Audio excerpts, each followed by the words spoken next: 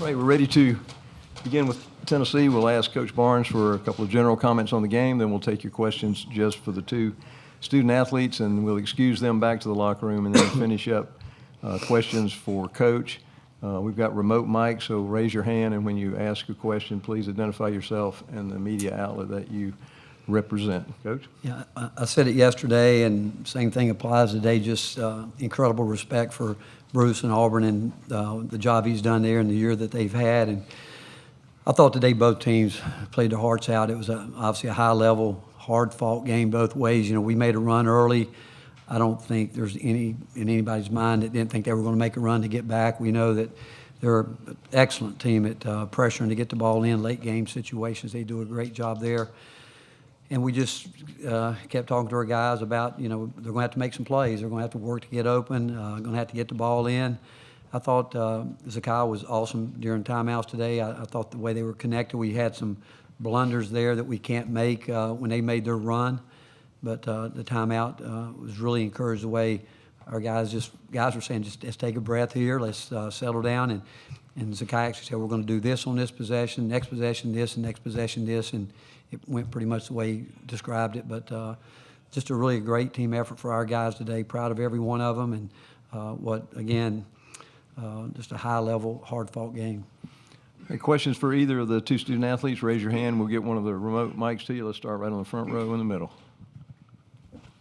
Michael Gibbs with the War Report. Zakai, you guys were 25 of 27 from the free throw line as a team. Can you talk about the importance of being able to ice free throws as Auburn was missing them down the stretch? Yeah, well, yesterday, we missed a lot of free throws down the stretch, especially from, some guys that, like myself, that should be making them. So, today we knew we had to come in and we went to that free throw line. We had to go up there. We took our time, but we know we were going to make the shot. So I felt like we was really laser focused the whole time, every time we was on that free throw line. All right, next question, right, second row on the right, and then we'll come to the left side. Rob Lewis with VolQuest.com. Jordan, for you, in that final 10 minutes, can you talk about the mental toughness of you guys? I mean, it seemed like you just asserted yourselves, took control of the game. What was kind of the talk amongst the team right in that segment? Definitely, within every timeout, we're all talking and really just stay the course, calm down, and do what we do. We made a few mistakes down the stretch, but we all stayed calm through the moment and just made sure we got to the next play and did what we had to do. Next question, second row on the left. Wes Rucker, 24/7 Sports. Zakai, have you ever celebrated a defensive rebound as much as you did that one Felix got? When Auburn had cut it to 2 and had all that momentum, and it looked like y'all just won the game when he got that board. Yeah, I knew. Well, that was a really big rebound. I probably say I celebrated a little bit more when JG came up with another rebound and they fouled him. But, we in that huddle right before, I remember it was 64-62, and we said, we had to get this would have been a really big stop. We got to get a stop right here. Felix, he had a great defensive play. He walled up, and then he came up with the rebound. So, that was a really, I feel like a huge play, almost like a game-changing play during that game. So, that was a really physically and mentally tough to come out there and do exactly what we said we was going to do. Next question in the far back on the left. Hey, thank you. Johnny Maffey, Fox Nashville. This one can go to either of you. You've been tested a lot this year against great teams. A great win today against a great team. What's the biggest thing you take and keep building off of from these matchups? Jordan, would you take that one? Yeah. Really just our preparation and then how we go through certain situations throughout the game. Today we had 2 turnovers back-to-back, and the way we responded was really good. And if we didn't seem phased, we came to the timeout, no one was panicking, no one was flustered or anything. We just said, it's okay, we're good, let's get a stop, and we'll get back on offense and do what we have to do. Next question, second row in the middle. Ryan Silvio of All Report. Zakai, how big were the minutes you guys got from D-Stone today? Oh, amazing. Coach Barnes has been, preaching to him, like, you got to do your job, you got to rebound, you got to come in and play defense. His energy was great. What he gives us on offense, he's really spread the floor out, but the way he fought, the way he played defense, the way he rebounded, it was amazing. His minutes was great for us. Got time for maybe one more for either of the student athletes, and we'll take the last one on the end over there, second row. Steve Lehman, News Channel 5 Nashville. Jordan, you guys take so much pride in your defense. Is it kind of fitting that the final 2-3 minutes of this game required you to come up with those stops and those rebounds that you did? Yes, for sure, because we know every single game is going to come down to the wire. It's going to come down to those last 2 minutes and really locking in on every possession, because every possession is key. and we hang our hats on defense, and we have to rebound the ball to make a great defensive stop, and that's what we did. Thank you. We'll excuse the student athletes. You can return to the locker room. And we'll start with questions for Coach.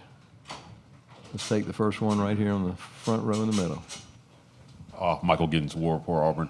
Coach, with tournament selection likely happening as we speak, do you have a message for the committee about this Tennessee squad and the effort that they gave today and how it should be factored in to where you guys are picked in the seeding? Well, I don't think they're listening. I think they're sequestered somewhere. Again, I think that we will let our body of work speak for it. Again, I look at our league, and I'll say it, I'll be disappointed if we don't have 14 teams in the NCAA tournament. I think it's obvious that Auburn and Florida have played themselves into a 1 seed, which they should. But I don't know. Again, I don't think they listen. I do trust them. I think that where we are in today's game, that they're going to do the best job they can to get it right for everybody and be fair. But again, I don't think they listen. So they're going to do what they think they need to do. Other questions for Coach? Raise your hand. Let's go to second row on the right. Coach, what that last 10 minutes, is that kind of your team in a nutshell, what they're about, toughness?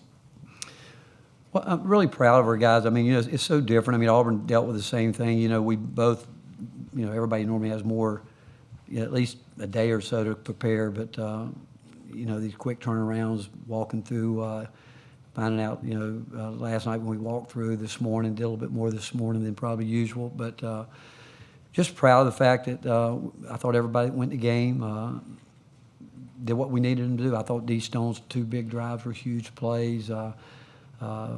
Getting to the bonus early was important for us. I thought that was really, really important. And, Janai Broome is such a tough guy to guard because he passes the ball. And we started trying to double him some. And then, obviously, late when we had a 3-point lead, we decided we were going to go back and try to play him as hard as we could straight up and try to take away the 3-point line. But it's just, again, both teams fought their hearts out. It really did. And it was a high-level game. It really was. And but I'm just proud. Again, I told our guys, and I meant it, it's not about schemes and this time of year. And, again, I think both teams showed a lot of toughness, a lot of fight, and today it came out our way.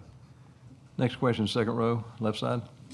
Wes Rucker, 24/7 Sports. Rick, for most of his career, Zakai's been such a great defensive player who doesn't foul a lot. And it seems like in the past month or so, there's been almost a handful of games where he's gotten into some foul trouble, had to spend time on the bench. How do you get him to be who he is without kind of getting in those situations?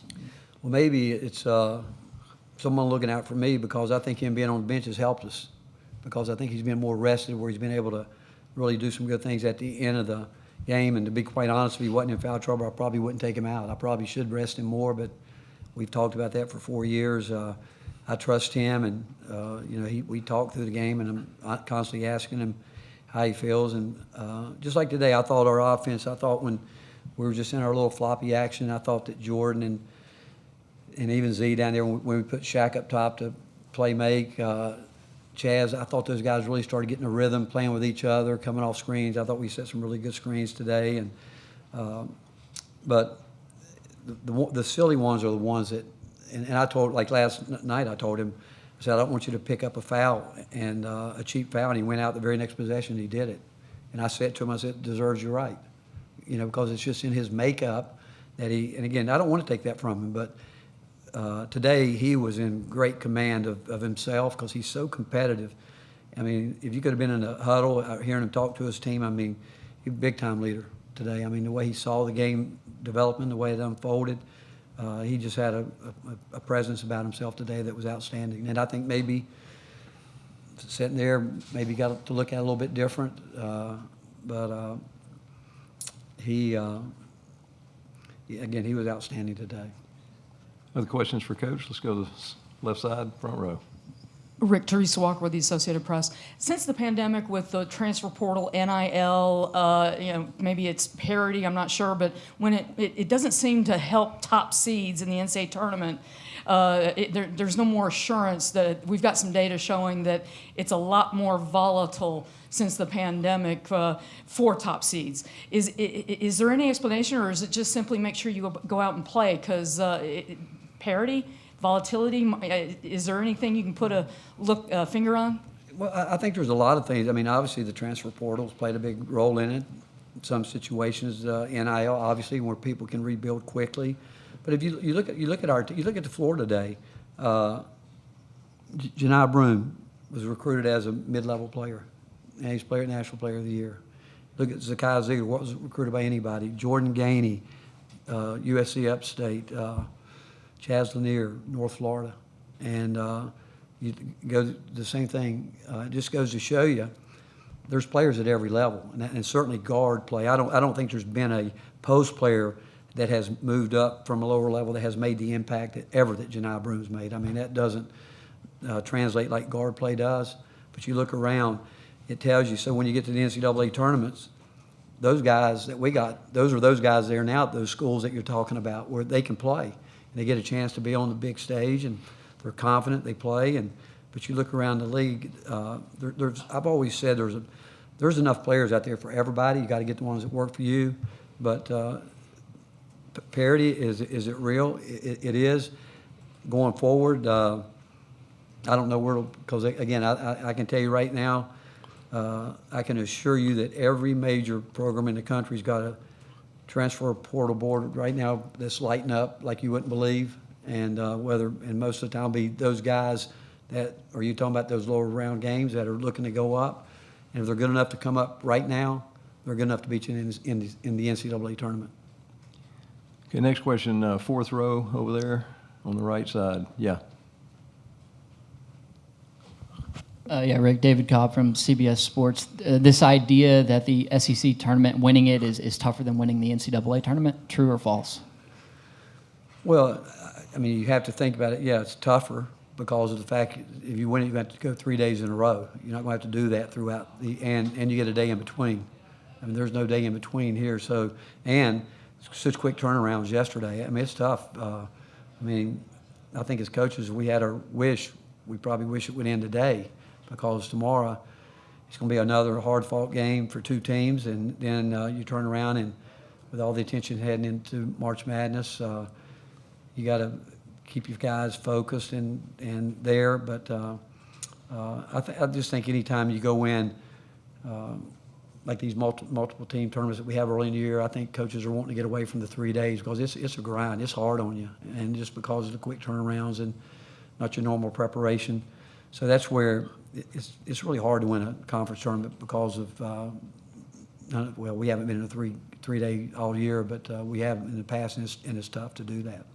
Few times, just a couple more right here, second row on the right, and then we'll catch you over there. Rick, just with the up and down season that D-Stone's had, how impressive is it that he's able to stay the course and make an impact like he did today? Well, he's impressive, and we've seen it before throughout the year when a guy stays engaged and locked in, and I think it speaks volumes about him as a person, and we knew when we were recruiting him how wonderful a person he is. And he had a tough, he lost some dear people to him right before he got to Tennessee, and he had a really tough fall where he missed some practice because he was just emotionally struggling, because when you lose people that are as close to him as he did, but he fought back, and the fact, I think he's got so much respect for his teammates and they have for him. He's continued to do what we've asked him to do, and we're not surprised. But most of the time he's undersized at the 4 position where he normally plays, but he's a fighter, and his drives are huge today. I thought he worked hard defensively to try to get things done for us when you start doing some different schemes, and him not being out there as much as everyone else. I thought today he handled it pretty well. All right, last question on the far left. Steve Lehman, News Channel 5, Nashville. Rick, you guys fight all year to put yourself in a position to win a championship. You can win a trophy and get a banner tomorrow. Given how tough it is this year and then what is still ahead, what's your message to the guys before they take the floor tomorrow? Well, again, I think we're no different than the teams. Again, we've seen teams catch lightning magic in a bottle this time of year. There's no doubt in my mind that Florida, Auburn, Tennessee, Alabama, go down the list. They all came here with the idea to win this tournament. I don't think there's any question because of how close our league played out this year, how many teams you see go on the road. I think Ole Miss wins at Alabama, things like that happen. So when you have those kind of wins throughout the year, you feel like, hey, we got a chance. We can play good basketball. So I think there's a lot of teams that have the mindset they're going to come here and we all want to win a championship.